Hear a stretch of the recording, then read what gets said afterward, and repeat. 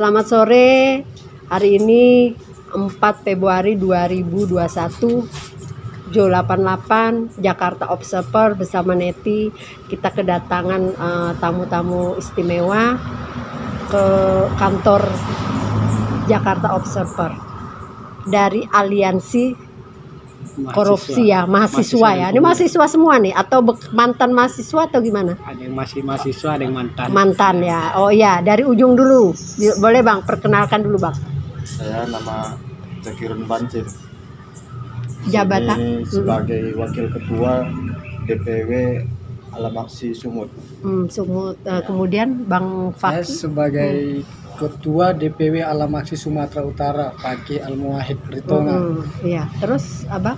Kalau saya sendiri Eka Armada Danusaptala selaku Ketua Umum Pengurus Besar Aliansi Mahasiswa dan Pemuda Anti Korupsi. Anti korupsi ya.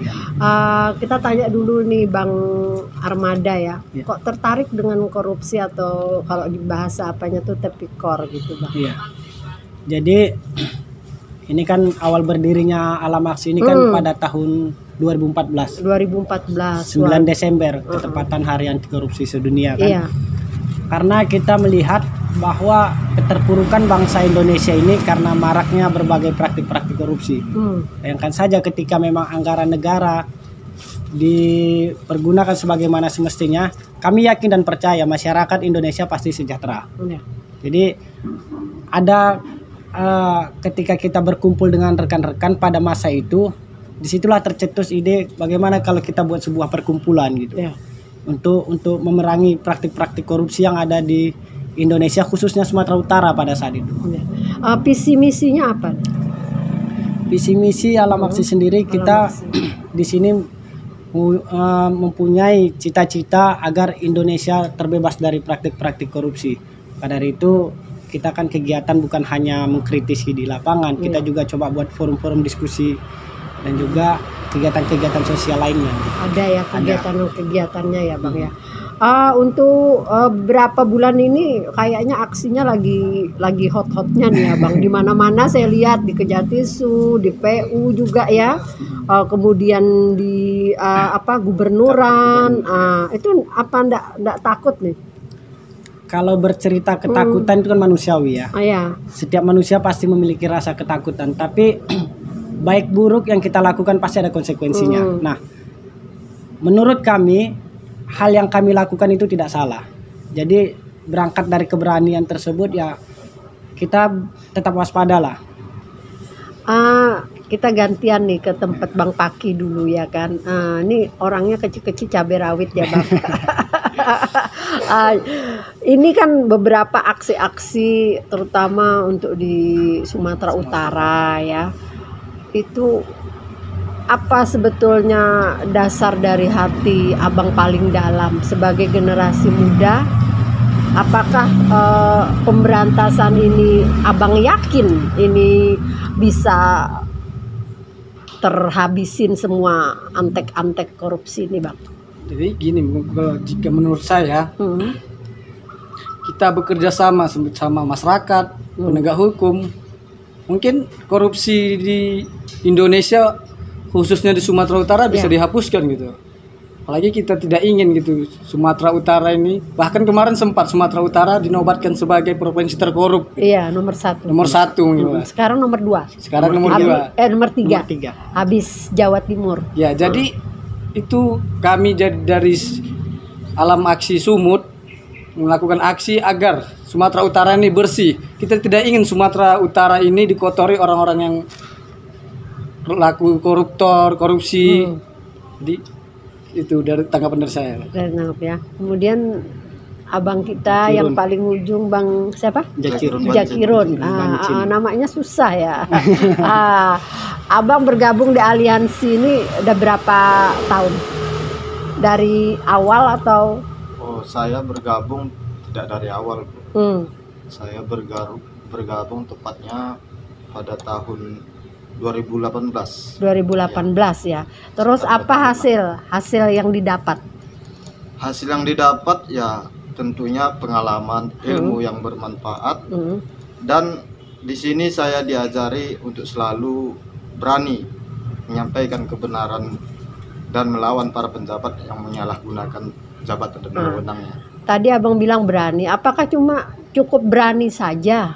Ya, berani juga harus diimbangi dengan pengetahuan. Bagaimana mungkin keberanian yang kita punya jika kita tidak mempunyai kemampuan untuk menyampaikan apa yang salah, ya pastinya nantinya kan jadi malu sendiri.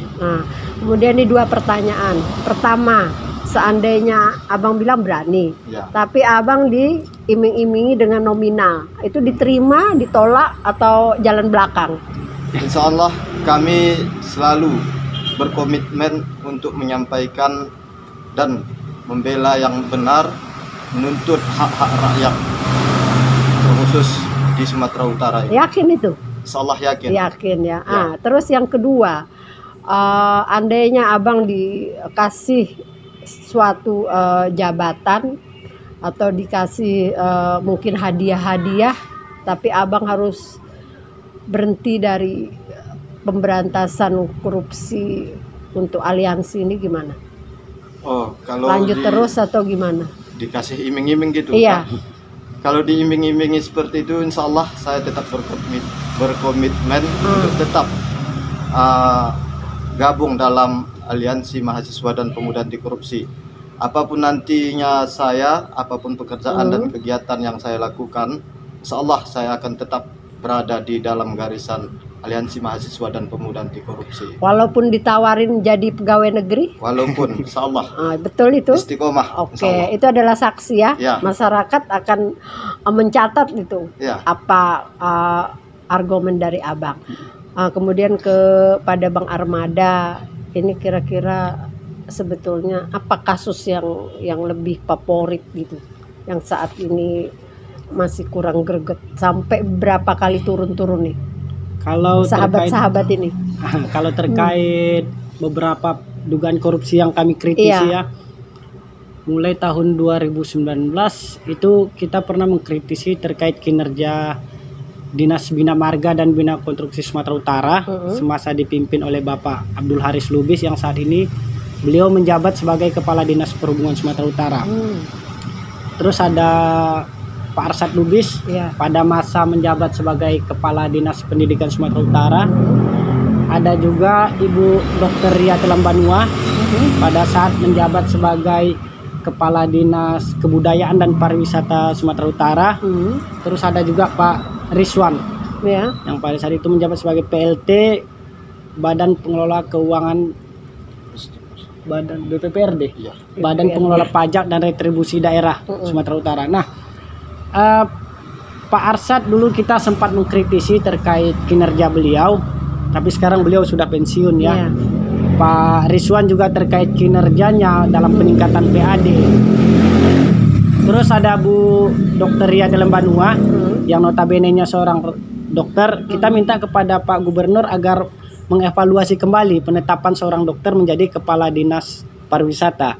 Karena kita melihat ini bukan basicnya beliau gitu loh. Kalau memang beliau ditempatkan di bidang kesehatan, ya menurut kami itu masih relevan ketimbang beliau ditempatkan di pariwisata. Alhasil kita bisa nilai sendiri. Festival Danau Toba yang 2019 dilaksanakan, kalau kami pernah bertanya kepada masyarakat setempat, memang berbeda jauh dengan hasil yang diharapkan gitu. Padahal kan festival itu kalau kita katakan itu kan pestanya Danau Toba pada masa itu, tapi kan kemeriahannya tidak sesuai dengan yang kita harapkan. Nah, yang sampai saat ini sejak 2019 hingga sekarang kita kritisi itu adalah Pak Abdul Haris Lubis. Kita sudah membuat kasus. Ada temuan-temuan dari Badan Pemeriksa Keuangan, adanya kekurangan volume pekerjaan di Dinas Bina Marga dan Bina Konstruksi Sumatera Utara semasa beliau memimpin di dinas tersebut. Juga ada terkait pengerjaan jalan di ruas Muara Soma. Hanya beberapa bulan selesai pengerjaannya, itu jalannya sudah rusak.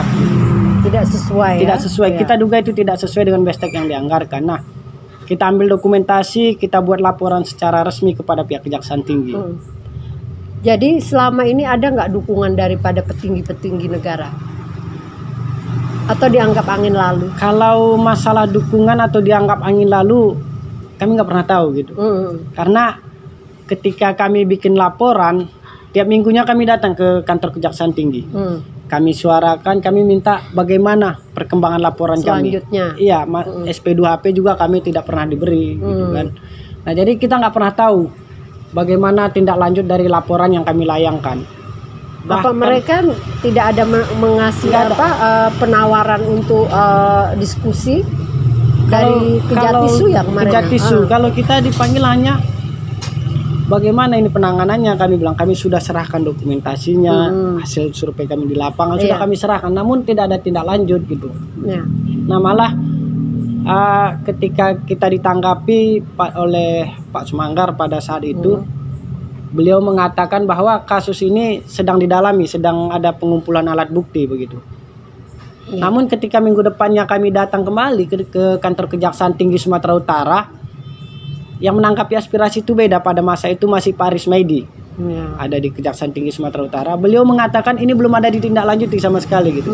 Jadi perwakilan Kejaksaan Tinggi Sumatera Utara ini terkesan pelin-pelan. Yang satu bilang sedang pengumpulan alat bukti, yang satu bilang belum ditindaklanjuti sama sekali gitu. Iya, artinya mereka tidak ada keterbukaan publik, ya kan? Iya. Nah, harusnya kan mereka juga welcome, selamat datang kepada generasi muda ataupun dari perhimpunan mana, bahwa mereka kan juga dibantu. Iya, betul. Nah, kita juga sebagai aliansi ini tentunya kan sebagai sosial kontrol masyarakat. Jadi siapa lagi yang akan mengontrol kinerja mereka?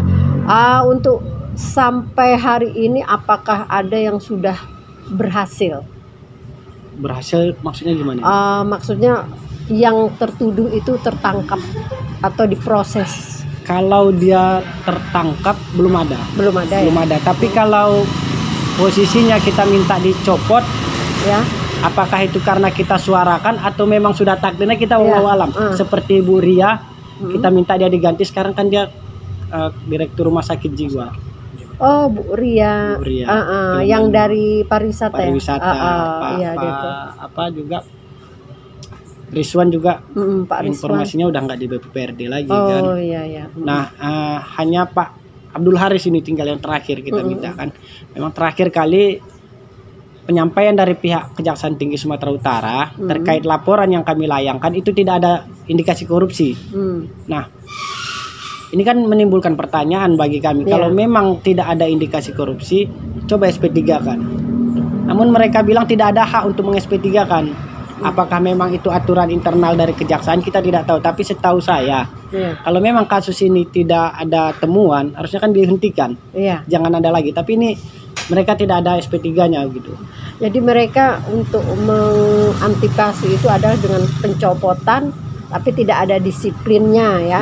Disiplin administrasinya tidak ada, dipindahkan. Mungkin untuk pengamanan bisa juga kan, nanti akan timbul lagi kan gitu. Itu kira-kira tanggapan Bang Fakih gimana?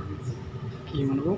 Yang saya bilang tadi, mereka diamankan dengan bukan pencopotan ya, tapi mereka dipindahkan, tapi tidak diberhentikan. Itu gimana? Jadi menurut saya berarti ada permainan lah gitu, permainan di dalamnya gitu, sehingga cuman seolah menutup-nutupi gitu. Tapi kalau tidak cukup bukti, kan pihak Kejatis itu berhak juga mencari bukti-bukti yang akurat, bukan hanya dari si pelapor ataupun masyarakat tadi kan. Ketika ada laporan atau aksi gitu, seharusnya pihak Kejatis itu lebih serius lagi gitu untuk mencari alat bukti gitu. Ya. Selama ini apa ada kriminalisasi terhadap rekan-rekan semua atau ada ancaman? Kalau itu ancaman-ancaman ada paling sekitar ribut-ribut di lapangan lah gitu. Saat ketika orasi, saat orasi, tolak dorongan tuh. Saya juga pernah di chat gitu dari Facebook. Ya. Apalagi terkait yang kita bertemu dengan Pak Gubernur itu kan, yang Pak Gubernur pukul meja. Nah, di situ kan mulai itu. Dari Facebook ada yang bilang udah gak usah sok mantap lah gitu lah. Cuman ya kita anggap ya angin lalu aja gitu. Paling tidak kami sudah berbuat untuk negeri ini, menyuarakan ada dugaan korupsi di Sumatera Utara gitu, daripada kita diam. Iya. Kemudian Bang Pakih, apa harapannya ke depan untuk milenial muda, terutama anak-anak mahasiswa? Ini kan kita kadang menyuarakan, lalu kita dibilang rasis ya. Kemudian pencemaran nama baik, terlibat lagi dengan undang-undang, ya kan? Itu gimana nih Bang? Apa harapan ke depannya nih Bang? Jadi harapan ke depannya kan kita udah diatur udah undang-undang keterbukaan, apa di hak asasi manusia juga sudah diatur gitu kan, bahwa saya menyampaikan pendapat itu bebas gitu. Jadi kita berharap ke depannya nanti jangan ada lagi intimidasi seperti itu gitu. Ketika ada orang menyuarakan, jika itu memang benar seharusnya kan didukung, bukan malah diintimidasi gitu. Nah, gitu. Kalau Bang Armada sendiri untuk saat ini ada ndak negosiasi atau diskusi dengan petinggi-petinggi terkait beberapa hari ini ya, beberapa dalam bulan ini orasi-orasi. Berapa tahun ini? Iya, berapa tahun ini ya? Iya, 2020 ya. Ini kan kita 2019 ya. Oke, 2019 kita ke 2020 lah. Ini kan yang agak intens ya sampai saat ini orasinya di mana-mana. Itu ada ndak mereka semacam meminta solusi, apa jalan keluarnya? Kalau itu nggak ada ya. Untuk paling kita ketika kita aksi unjuk rasa hanya ditanggapi di lapangan. Kalaupun kita dibawa ke dalam diskusi ya mempertanyakan apa aspirasi, hanya sebatas itu aja. Kalau ditanya sama mereka apa solusinya atau jalan keluarnya? Kalau kita minta ini, kalau boleh kita memberi keputusan itu langsung dicopot gitu. Orang-orang yang cerita kritis itu dicopot. Jadi bahan sudah ada ya? Bahan sudah ada. Bukti sudah ada. Memang kemarin Kemarin hari Rabu kita unjuk rasa lagi karena penyampaian dari pihak Kejaksaan Tinggi Sumatera Utara kurang alat bukti katanya. Kami kan udah ada nih nyerahkan. Walaupun menurut mereka kurang, seharusnya kan mereka ini awal udah dari kami. Mereka kan hanya tinggal meneruskan. Gitu. Harapan kita saling bersinergi lah antara masyarakat dengan aparat penegak hukum gitu. Kalau boleh jujur ini kan sebenarnya tugas pokok mereka. Kami kan hanya sebagai kontrol sosial. Nah itu yang kita harapkan penegakan hukum di Sumatera Utara ini. Untuk Sumatera Utara, Medan dan sekitarnya juga di luar Medan ya. Itu kan banyak juga terindikasi korupsi yang dari kecil ke besar. Sebetulnya kan korupsi itu kita tanamkan dari diri kita sendiri, ya kan? Terus korupsi ini adalah apabila kita mengasih, ada kesempatan orang kan pasti akan berbuat, ya kan? Kalau tidak ada kesempatan orang tidak akan berbuat, gitu. Jadi semacam memancing. Atau ada yang cari kesempatan. Atau ada cari kesempatan, cari kesempatan, ya kan? Kemudian harapan dari Bang Armada selaku Ketua Umum di aliansi ini untuk khususnya masyarakat Sumut, apa untuk perang korupsi? Pribadi saya berharap kepada masyarakat Sumatera Utara, khususnya para kaum muda ya, kaum milenial, bagi mahasiswa dan pemudanya, jangan pernah takut untuk menyuarakan kebenaran. Baik buruk yang kita lakukan pasti ada konsekuensinya, pasti ada pro dan kontra. Selagi itu memang benar, lakukan saja. Lakukan saja ya. Oke, terima kasih banyak nih abang-abang. Untuk kedepannya apa aja nih? Ini terakhir. Untuk kedepannya lagi, hari ini, untuk besoknya lagi apa? Maksudnya ini? Gebrakan-gebrakannya. Atau ada seminar, atau ada pembelajaran, atau apa? Barusan tadi dapat informasi dari Ketua DPD Alamasi Binjai Langkat. Kan tanggal 28 Alamasi Binjai Langkat ada rekrutmen anggota baru. Itu di Binjai Langkat ya. Kalau di daerah lain seperti Aceh Singkil, kawan-kawan itu lebih terfokus kepada wirausaha. Iya. Makanya tadi ketika kakak bertanya kepada rekan kita Jakirun, kalau ada iming-iming, sebenarnya kalau kami bilang kami tidak butuh iming-iming kak.